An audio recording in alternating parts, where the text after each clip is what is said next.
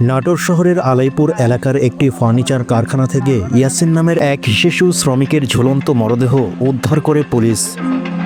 বৃহস্পতিবার বেলা 12টার দিকে পদ্মা গ্যালারির পাশে সুপার ফার্নিচার নামক কারখানায় একটি কক্ষ থেকে তার লাশ উদ্ধার করা হয়। ইয়াসিন ব্রাহ্মণবাড়িয়ার বিজয়নগর উপজেলার বীরপাশা গ্রামের মঞ্জু মিয়ার ছেলে।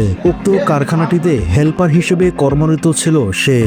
স্থানীয়রা জানান, গত কয়েকদিন ধরে বাসায় যাবার জন্য কান্নাকাটি করে ইয়াসিন, তবে সে সময় বাড়িতে ফোন করলে কেউ তা রিসিভ করে না। সকালে কারখানার অন্যান্য কর্মীরা কাজে গেলেও ইয়াসিন কাজে আসেনি। পরে কর্মীরা এসে তাকে ঝুলন্ত অবস্থায় দেখতে পান, পরে পুলিশে খবর দেন। অন্যদিকে নাটোর সদর থানার ওসি মাহবুবুর রহমান বলেন, ঘটনার তদন্ত করা হচ্ছে। মরদেহ ময়নাতদন্তের জন্য সদর হাসপাতালের মর্গে পাঠানো হয়। আপনাকে সাথে নিয়েই তো আমরা কাজ করব নাকি? আমরা তো যে বিষয়গুলো বললেন আর এই বিষয়গুলো আমরা তদন্ত চলছে, যাচাই বাছাই অলরেডি শুরু হয়ে গেছে। আমাদের কার্যক্রম কোনো একটা প্রতিবেশী সহায়তা নিয়ে বা কোনো একটা ছেলের সাথে বা ওর বাপকে নিয়ে আপনি আসেন, সরাসরি নাটোর থানায় আসবেন, ঠিক আছে?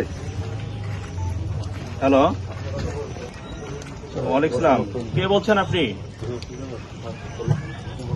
দাদি। ওই যে আপনি দাদিয়ে চালাক আছেন, আপনি ওই যে ওর মাকে নিয়ে, ইয়াসিনের মাকে নিয়ে নাটোর থানায় চলে আসবেন, ঠিক আছে? ইয়াসিনের বিষয়ে আমরা যতটুকু সহায়তা দরকার আমরা গুরুত্ব সহকারে বিষয়টা নিচ্ছি এবং আমরা গুরুত্ব সহকারে বিষয়টা দেখতেছি।